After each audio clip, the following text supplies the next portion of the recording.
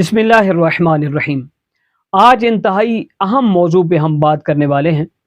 और वो ये है कि क्या हम अहले सुन्नत के साथ अपना रोज़ा अफ्तार कर सकते हैं।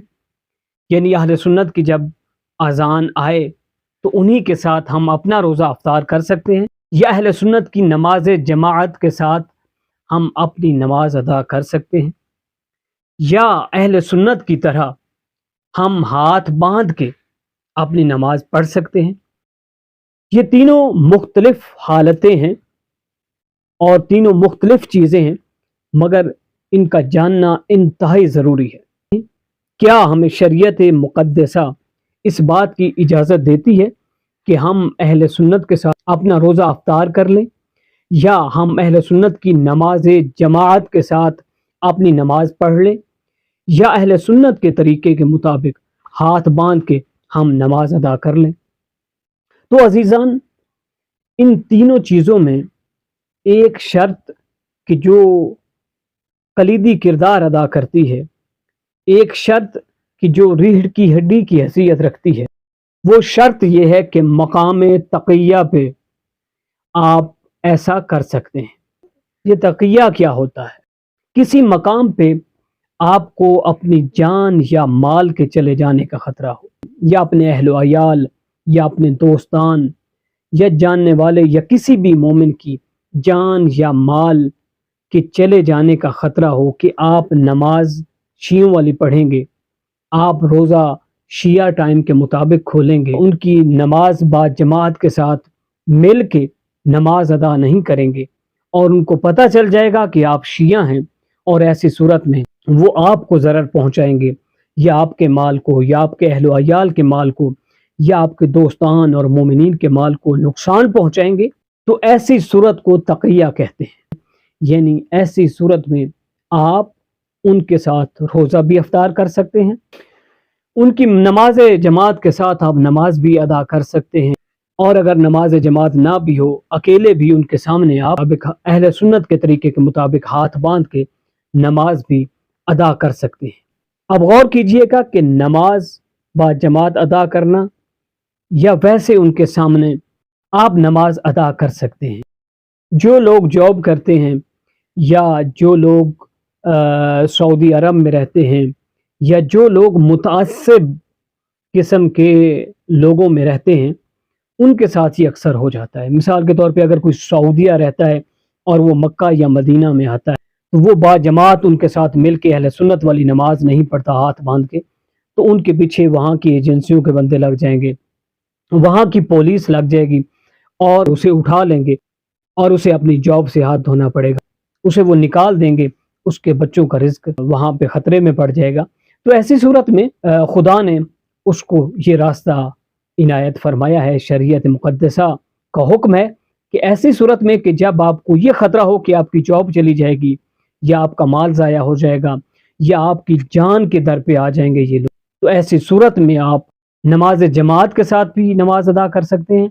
और फुरादा भी, तन्हाई में भी इन लोगों के सामने अगर आपको नमाज पढ़ना पड़ जाती है, इसके अलावा कोई सूरत नहीं बचती कि कहीं और किसी मकाम पे जाके आप नमाज पढ़ सकें, तो भी आप इनके सामने हाथ बांध के नमाज पढ़ लें। मगर शर्त ये है, आप भले इनकी नमाज जमात के साथ नमाज पढ़ रहे हों, या फुरादा नमाज इनके सामने खड़े होके हाथ बांध के पढ़ रहे हों, आप नियत मजहब शिया के मुताबिक करनी है, और बाकी ज़िक्र अज़कार भी आप जैसा कि एक शिया खैरुल बरिया, शिया इसनाशरिया अपनी नमाज के ज़िक्र अज़कार शरीयत मुक़द्दसा के मुताबिक पढ़ता है, बजा लाता है, वो आपने वैसे ही किरात करने हैं। इसी तरह रोज़ा भी है, मगर रोज़े के लिए इंतहाई मजबूरी की हालत का कहा गया है।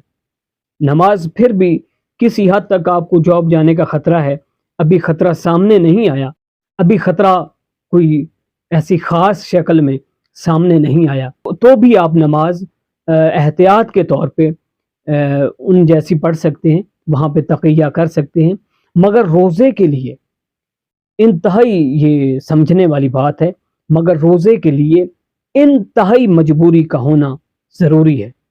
इंतहाई मजबूरी की हालत में आप उनके साथ रोज़ा अफ्तार कर सकते हैं। हम अहले सुन्नत के साथ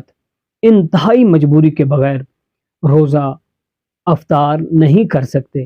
چونکہ اہل سنت برادران حکم خدا کی، حکم قرآن کی صریحاً خلاف ورزی کرتے ہیں، صریحاً خلاف ورزی کرتے ہیں، کیونکہ قرآن میں خداوند متعال یہ ارشاد فرما رہا ہے کہ ثم اتم الصیام الی اللیل، کہ اپنے روزے کو پورا کرو رات تک۔ اور ہمارے اہل سنت برادران جب اپنا روزہ افطار کرتے ہیں تو کبھی دیکھا کیجئے ایسے سورج غروب ہی ہوتا ہے، رات تو بہت دور، غروب بھی صحیح طریقے سے نہیں ہوا ہوتا کہ وہ اپنا روزہ افطار کر بیٹھتے ہیں۔ میں اگر عرض کروں تو 1000% ان کے مفتیان کی غلطی ہے کہ ان کو ہمیشہ اشتباہ میں رکھتے ہیں، ہمیشہ تعصب کا درس دیتے ہیں۔ انتہائی انفارچونیٹ ہے، انتہائی افسوس کا مقام۔ یہ مفتی بہت سارے بیچارے معصوم لوگوں کو، بہت سارے ایسے سادہ لوگوں کو پکڑتے ہیں اور ان کو دن رات شب و روز بھڑکاتے ہیں، اہل سنت برادران کے خلاف بھی، اہل تشیع کے خلاف بھی۔ یہ تو تبرک میں خون ملاتے ہیں، یہ تو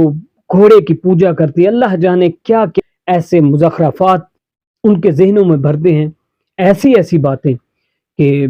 بہرحال مجھے زیب نہیں دیتی کہ میں ان کا یہاں پہ ذکر بھی کروں، جبکہ یہ ٹوٹل اشتباہ ہے کہ تمام برادران اہل سنت ایسے نہیں ہیں۔ میں اپنے ان برادران کو عرض کرنا چاہ رہا ہوں کہ جو ایسے تکفیری مفتیوں کے ہاتھ چڑھے ہوئے ہیں، انہیں میں دعوت دیتا ہوں کہ آپ بسم اللہ تشریف لے کے آئیے۔ اگر آپ ہم اہل تشیع کی مساجد میں، بارگاہوں میں، ہماری سے مراد تمام مساجد تو اللہ کی مساجد ہے، اور تمام وہ بارگاہیں کہ جو امام حسین علیہ السلام کے نام کی ہیں وہ بھی اللہ کی ملکیت ہیں، مگر کہنے کا مطلب ہے کہ آپ بارگاہوں میں، دینی مراکز میں، ہماری یونیورسٹیز میں اور ہماری دینی درسگاہوں میں آپ تشریف لے کے آئیں تو خود آ کے مشاہدہ کر لیجئے کہ کتنے کھلے دل کے ساتھ ہمیں کتنی خوشی ہوتی ہے، کتنی ہم خوش دلی کے ساتھ ویلکم کہتے ہیں، ان کا استقبال کرتے ہیں، ان کو خوش آمدید کہتے ہیں، کسی کو کوئی ضرر نہیں پہنچاتے، کسی کو کوئی اذیت نہیں پہنچاتے۔ کوئی بھی ہمارے اہل سنت برادر ہے، اپنا ان کا جو بھی طریقہ ہے اس کے مطابق وہ اپنی نماز پڑھے، روزہ رکھے، اپنی تمام عبادات کو اس مالک کے حضور بجا لائے۔ ہم کسی کو نہ روکتے ہیں، نہ ٹوکتے ہیں، نہ کسی کو آزار و اذیت دیتے ہیں، ہم ایسا نہیں کرتے ہیں۔ اس کی وجہ یہ ہے کہ ہم حسین ابن علی کے ماننے والے ہیں۔ حسین ابن علی کا ماننے والا ہمیشہ آپ کو انسانیت کا پیروکار ملے گا، آپ کو بندگی کے زیادہ قریب ملے گا، خدا کے بندوں سے محبت کرنے والا ملے گا۔ کسی کو آزار و اذیت دینے کا ہمارا مذہب ہمیں اجازت نہیں دیتا۔ آپ تشریف لے کے آئیے، آپ ہماری دینی درسگاہوں میں آئیے، آپ حوزہ علمیہ قم میں تشریف لائیے، آپ نجف میں تشریف لائیے، حوزہ علمیہ نجف کا دورہ کیجیے، آپ کو کہیں کوئی آزار و اذیت دینے والا اہل تشیع نہیں ملے گا۔ آپ کو سمجھ آئے گا مذہب انسانیت کیا ہوتا ہے، مذہب بندگی کیا ہے، اور مذہب خدا کیا ہے، اور مذہب اسلام کیا ہے،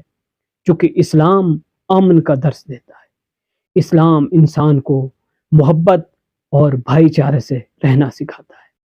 بہت افسوس کی بات ہے، زیادہ تر ایسا سعودی عرب میں ہوتا ہے، مکہ مدینہ میں ہوتا ہے کہ بیچارے لوگ نماز پڑھ رہے ہوتے ہیں، خصوصاً اہل تشیع، تو ان کے سامنے سے ان کا سجدہ گاہ ٹھوکر مار دی جاتی ہے،